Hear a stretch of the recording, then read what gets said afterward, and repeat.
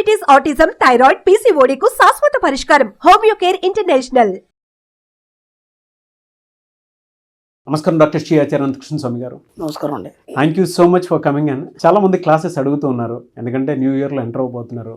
Offline class ఎవరైనా సరే expect చేస్తారు, ఎప్పుడు అవకాశం ఉంటుంది? మనకి ఇప్పుడు ఈ 2024 వచ్చి 15th డిసెంబర్ మనకి హైదరాబాద్లో ఉందండి. అలాగే మనకి 22nd స్పెషల్ క్లాస్ ఇంతకుముందు కూడా చెప్పుకున్నాం మనం. స్పెషల్ క్లాస్ చాలా రష్ ఉంది, తొందరగా ఎన్రోల్ చేసుకోవాలి. 29 డిసెంబర్ వచ్చి మనకి అనంతపూర్లో ఉందండి. ఓకే. అలాగే 26 జనవరి 25 వైజాగ్లో ఉంది. 2nd ఫిబ్రవరి మనకి తిరుపతిలో ఉంటుంది. అలాగే 16th ఫిబ్రవరి మనకి బెంగళూరులో ఉంటుంది. 2nd మార్చ్ 2025 మాత్రం విజయవాడలో ఉంటుంది.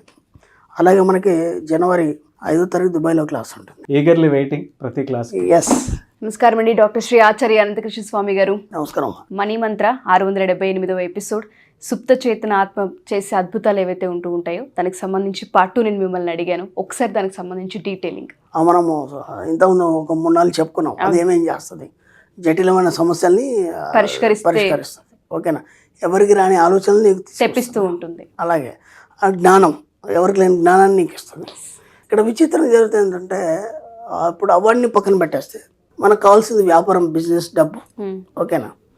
ఇప్పుడు నా దగ్గర కొందరు వస్తారు, గురుగారు మేము బిజినెస్ చేస్తున్నాము, కానీ అక్కడికక్కడికి సరిపోతుంది, కానీ ఏనాడు కూడా అనుకున్నంత టార్గెట్ కాలేకపోతుంది. ఇది బిజినెస్లో చాలా ఎక్కువ మందికి ఉండే సమస్య. రెండోది ఏంటంటే, మా పక్క వాళ్ళ షాప్ బాగా నడుస్తుంది, మాకు నడవట్లేదు. లేదా మా పక్క వాళ్ళ బిజినెస్ బాగా నడుస్తుంది, మాకు నడవట్లేదు. ఎప్పుడు చూసినా ఆయన ఏదో చేస్తాడు, ఏదో జిమ్మింగ్ చేస్తాడు, టక్కిమని వాళ్ళు ముందుకు వెళ్ళిపోతున్నారు. నేను ఎన్ని ప్రయత్నాలు చేసినా కానీ దాదాపు ఈ బిజినెస్లో నేను ఒక 10-15 సంవత్సరాలు ఉన్నా కానీ అది అలాగే ఉంది. కానీ మాత్రం ఎందుకో అట్లాంటి ఒక ఊహ కానీ, లేదంటే అలాంటి ఆలోచన కానీ, లేదంటే ఆ వ్యాపారం కానీ ఎంతో టెక్నిక్ తెలియట్లేదు. ఓకే. ఇంకా కొందరు ఉంటారు, నేను ఎంత స్టడీ చేస్తున్నాను, ఎంత కష్టపడుతున్నాను, కానీ మెరిట్ రాలేకపోతున్నాను. ఓకేనా? ఇప్పుడు పిల్లల గురించి నా దగ్గర చాలా కంప్లీట్ చేయడానికి వస్తారు తల్లిదండ్రులు. కానీ ఆ మావాడు బాగా చదువుతున్నాడు, ఇప్పుడు టార్గెట్ కొట్టాలి, అంటే మావాడు సరిగ్గా చదవలేకపోతున్నాడు, ఇలా ఉంది పరిస్థితి అని నేను ఒకటి చెప్తాను. నా దగ్గర పిల్లల గురించి ఏం అడగద్దు. నా దగ్గరికి ఎవరు వచ్చినా సరే పర్సనల్ అపాయింట్మెంట్ తీసుకొని కానీ ఎన్నో వస్తాయి. మీ ఆర్థిక సమస్యలు కావచ్చు, లేదంటే మీ వ్యాపారం కావచ్చు, వ్యవహారాలు కావచ్చు, వాటి గురించి నేను మన సబ్జెక్ట్ పరంగా చెప్తాను తప్ప పిల్లల గురించి నా దగ్గర ఏం అడగద్దని చెప్పాను. ఎందుకు చెప్పానంటే, పిల్లల యొక్క సబ్కాన్షియస్ మైండ్ గత జన్మలో ఏదైతే వాళ్ళు పుణికిపుచ్చుకొని వస్తారో అలాగే వాళ్ళు తయారవుతారు. మీరు అనవసరంగా మీకు కావాల్సిన విధంగా మీ పిల్లలు తయారు కావాలన్నప్పుడు ఆ సబ్కాన్షియస్ మైండ్ డిస్టర్బెన్స్ అయ్యి వాళ్ళు ఇంకో రకంగా మారిపోవడం జరుగుతుంది. అందుకే ఇది మళ్ళీ ఎందుకు చెప్తున్నానంటే, పిల్లల గురించి నా దగ్గర ఏం అడగద్దు, మీ పిల్లల గురించి నా దగ్గర ఏం అడగద్దు, నేనేం చెప్పాను. ఓకేనా? అది నా ప్రిన్సిపల్ అంతే. ఎందుకంటే పిల్లలు ఎప్పుడు కూడా స్వేచ్ఛగా ఉండాలి, వాళ్ళకి ఏమనిపిస్తే చేయాలి, వాళ్ళు ఎటు వెళ్ళాలనుకుంటే వాళ్ళు వెళ్ళాలి, ఏం తినాలనుకుంటే అది తినాలి. వాళ్ళకి పుష్కలంగా డబ్బులు ఇవ్వండి, స్వేచ్ఛగా ఉంటారు. వాళ్ళందరూ ఏమంటారు, డబ్బులు ఇస్తే పాడైపోతారు. ఏం పాడు కాదు, నువ్వు ఇచ్చి చూడు కదా. ఒకసారి ఏమన్నా పాడు చేస్తాడచ్చు, నెక్స్ట్ టైం అది ఉండదు. ఎందుకంటే వాటికి తెలిసి వస్తుంది ఇలా చేయడం వల్ల ఒక లాస్ అయితేనే కదా, ఎలా లాస్ అయినా వాడిని నీకు అర్థమవుతుంది. అది కానప్పుడు నేనేమంటానంటే, నీ జీవితంలో అన్ని సమస్యలు రావాలి, ఇది అదేని కాదు, నీకు కష్టం రావాలి, బాధలు రావాలి, ఇంకా సమాజంలో ఏమేమి సమస్యలు నీకు అన్నీ రావాలి. వస్తే అది ఏందనేది నీకు తెలుస్తుంది. రాకపోతే ఏమవుతుంది, దానికి భయపడుతూ కూర్చుంటాం. అందుకే పిల్లల గురించి నా దగ్గర మాట్లాడవద్దు, వాళ్ళకి స్వేచ్ఛగా వదిలిపెట్టేసేయండి, పుష్కలంగా డబ్బులు ఇవ్వండి. వాళ్ళ సబ్కాన్షియస్ మైండ్ మీద పొరపాటును కూడా డిస్టర్బ్ చేయకండి. ఇప్పుడు మెరిట్ రాలేదని నా దగ్గర అడుగుతారు. ఇట్లా కొన్ని ఎలా ఉంటాయంటే, మనం ఎంత ప్రయత్నం చేస్తాం మనకు కాదు, తగ్గవు, అసలు మనకు కాదు. అది ఎందుకు అవట్లేదు అనే దాని మీద నీకు సుప్త చేతనాత్మ మనసు ఏం చేస్తుందంటే, ఒక వ్యాపారం ఉంది, అప్పుడు సీజన్ లేదు, దాంతో ఏమైపోయింది, ఆ వ్యాపారానికి సంబంధించి అంత మొత్తం మార్కెట్ పడిపోయింది. కానీ విచిత్రం ఏం జరుగుతుందంటే, నీకు తెలియకుండానే ఈ సుప్త చేతనాత్మక మనసు నీకు ఒక చక్కని ఐడియా ఇచ్చి ఎవరికి వ్యాపారం లేకుండా నిన్ను ముందుకు తీసుకెళ్తుంది. అర్థమవుతుందా లేదా? ఇప్పుడు ఎలా ఉంటుందంటే, ఒక వ్యక్తి ఉన్నాడు, ఆ వ్యక్తిలాగా ఇంకా 4 వ్యాపారాలు చేస్తున్నారు, అందరూ మామూలుగానే ఉన్నారు, ఈ వ్యక్తి మాత్రం రైస్లో ఉన్నాడు. ఎందుకంటే అందరూ మాట్లాడే పద్ధతి వేరు, ఇతనికి కొత్త ఆలోచనల ద్వారా. అంటే నేను ఇదంతా ఎందుకు చెప్తున్నాను, మీరు ఫస్ట్ ఎపిసోడ్ గుర్తు తెచ్చుకోవాలి. మీరు బయట వ్యవహారాలతో మీ ఆలోచనలు చేతనాత్మక మనసులో ఉన్నప్పుడు ఇవి జరగవు. మీరు సుప్త చేతనాత్మక మనసుతో కనెక్ట్ అయి ఉన్నాడు కాబట్టి ఇతనికి ఎవరికి రాని ఐడియాలు ఇతనికి వస్తాయి. అందరికంటే ఇతను భిన్నంగా మాట్లాడడం మొదలు పెడతాడు, అంటే ఒక చాతుర్యంతో. అప్పుడు ఏమవుతుంది, మందకొడిగి ఉన్న వ్యాపారం కూడా అనుకోకుండా ఒక ఉన్నత స్థితికి వెళ్తుంది. అంటే వ్యాపారంలో బోలెడు మెలకువలు, ఎవరికి రాని ఆలోచనలు, అవన్నీ కూడా మీ సుప్త చేతనం మీకు అందిస్తుంది. డిస్ట్రాక్షన్స్ లేకుండా మనలో మనమే ఉండగలిగినప్పుడు ఎవరికి రాని ఆలోచన మీకు అందిస్తుంది. అప్పుడు ఏమవుతుంది, అందరిదొక వ్యాపారం అయినా నేను మాత్రం పుంజుకుంటుంది, వాళ్ళు అలాగే ఉంటారు. అట్లయినా చూస్తుంటాం. అరే నేను అదే చేస్తున్నాను. ఇప్పుడు కొన్ని చెప్తూ ఉన్నాం మనం, కొన్ని ఏజెంట్లు ఉంటారు, ఒక్కో కంపెనీ ఏజెంట్లు ఉంటారు, అందరూ అదే చేస్తుంటారు. దాంట్లో కొందరు టాప్ లెవెల్కి ఎందుకు వెళ్తారు, వీళ్ళు ఇక్కడే ఎందుకుంటారు, ఎన్ని ప్రయత్నాలు. మరి దాని గురించి నాలెడ్జ్ లేదంటే చాలా ఉంది నాలెడ్జ్, అయినా సరే వీడు ఇక్కడనే ఉంటాడు. ఏదో కొత్తగా వస్తాడు వాడు, ఏదో చేస్తాడు, దాంట్లో మొత్తం అవార్డ్స్ అన్నీ కొట్టేస్తాడు. మరి ఇతనికి ఎందుకు జరిగింది, ఎందుకు జరగలేదు, ఎప్పటి నుంచో సీనియర్ కదా, ఇతనికి ఎందుకు జరగలేదు, అతనికి ఎందుకు జరిగింది అంటే నిరంతర ఆలోచన ద్వారా మీకు తెలియకుండానే మీ సబ్కాన్షియస్ మైండ్ మేలుకుంటుంది. నిరంతరం ఏదైతే దాన్ని పట్టుకొస్తో ఆ ఆలోచనల ద్వారా అది మేలుకుంటుంది. మేలుకొని ఏం చేస్తే వీళ్ళందరికంటే భిన్నంగా వాడికి ఆలోచన ఇస్తుంది, వీళ్ళందరికంటే భిన్నంగా బిజినెస్ ఇస్తుంది. కాబట్టి వ్యాపారంలో కూడా మీకేం అర్థం కానప్పుడు ఇక్కడ ఏం చెప్తానంటే ఇంకో సూత్రం చెప్తున్నాను, నీకేం అర్థం కావట్లేదు, ఇది చేయాలి, ఇది చేయొద్దు, ఇదంతా ఏం అర్థం కావట్లేదు. ఓకేనా?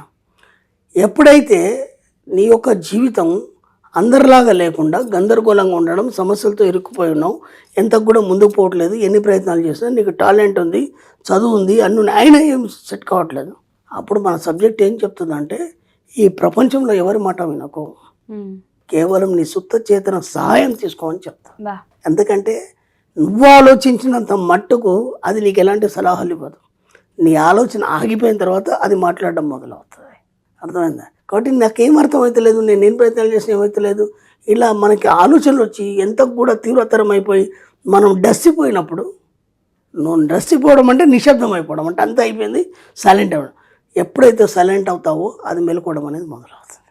కాబట్టి వ్యాపారంలో కూడా నీకు చక్కని సలహాలు ఇచ్చి నేను ముందుకు తీసుకెళ్ళడం, లేదా అంత అయిపోయింది అనుకున్న తర్వాత మళ్ళీ కొత్త జీవితాన్ని మొదలు పెట్టడానికి నీ సుప్త చేతన సాయం అనేది నువ్వు తీసుకోవాలి. అలా నా దగ్గర చాలామంది వస్తారమ్మా క్లయింట్స్, అంత అయిపోయింది గురుగారు, ఇంకా జీవితం హోప్ లేదని మాట్లాడతారు. అనుకున్నాము, అనుకోకుండా మీ వీడియోలు చూడడం ద్వారా మళ్ళీ మేము ఇలా సాధించాము, జస్ట్ మీకు కలిసిపోదామని వచ్చామంట.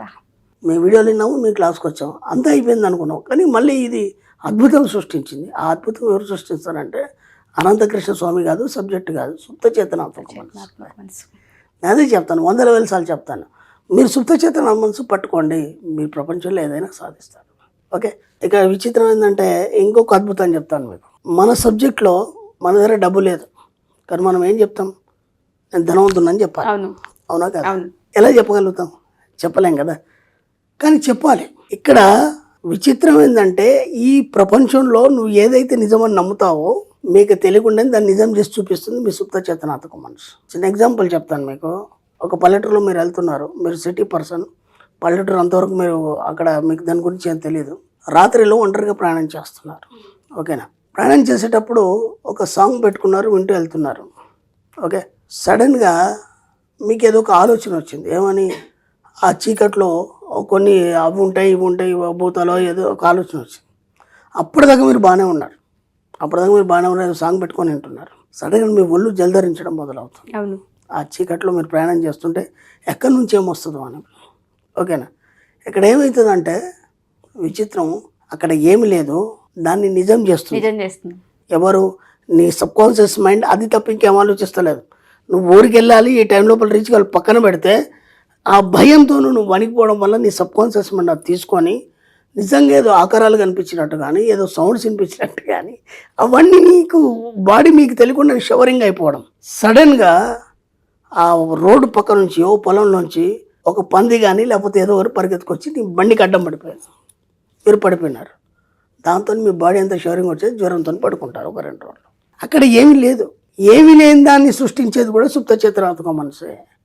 ఇప్పుడు అది నువ్వు నెగిటివ్ సృష్టించుకుంటావా, పాజిటివ్ సృష్టించుకుంటావా, మీ ఇష్టం.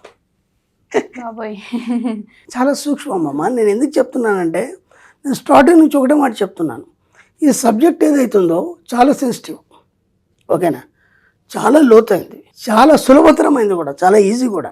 ఇప్పుడు మనం ఏం చెప్తున్నాం, మన సబ్జెక్ట్లో డబ్బు సంపాదించడం చాలా సులువు అనుకున్నాం. ఇంతకుముందు ఎలా సులువు అవుతుంది, భలే చెప్తున్నాడు, కూర్చుని దగ్గర డబ్బు ఎట్లా వస్తుంది ఎంతో అనుకున్నారు. ఇప్పుడు సబ్జెక్ట్లోకి వచ్చిన వాళ్ళు చాలామంది అచీవ్మెంట్ చేశారు, చూస్తున్నారు, వీడియోలు అవన్నీ చూస్తున్నారు, క్లాస్లోకి వస్తున్నారు. ఇప్పుడు డబ్బు సంపాదించడం మా స్టూడెంట్స్కి ఎవరికైనా అడగండి, డబ్బు సంపాదించడం ఎంత కష్టం అంటే ఎవరండి చెప్పింది?